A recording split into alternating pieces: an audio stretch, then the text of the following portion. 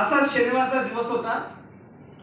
मारुतीचं देऊळ होतं कृष्णा नदीच्या सारखं, नदीच्या काठावर, आणि मारुतीची आरती चालली होती. सकाळचे 8-9 वाजलेले होते. सगळीकडे अगदी जोरदार आरती चाललेली होती. आणि आरती चालत असताना एक आकाशवाणी झाली. आरती संपली आणि मारुतीचा एकदम प्रभू रामचंद्रांचा आकाशवाणी झाली की या क्षणाला जो कोणी नदीमध्ये उडी मारेल तो ह्या नगरीचा राजा होईल. वाव असं म्हटलं. मग ते बऱ्याच जणांना ऐकायला काय आलं नाही त्या आरतीच्या मंदिरामध्ये असताना.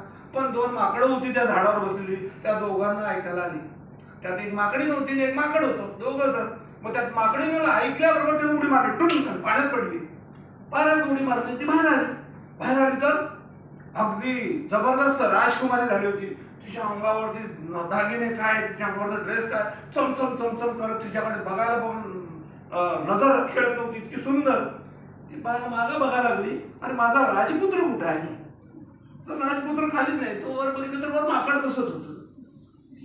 ती म्हटली, अरे तू का उडी मारली नाहीस? त्यानं तिच्याकडे बघितलं.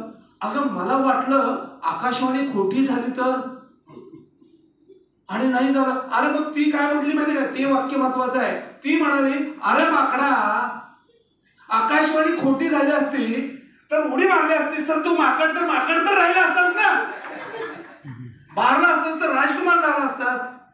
आज मित्रांनो, आज त्या माकडासारखीच आपली अवस्था आहे.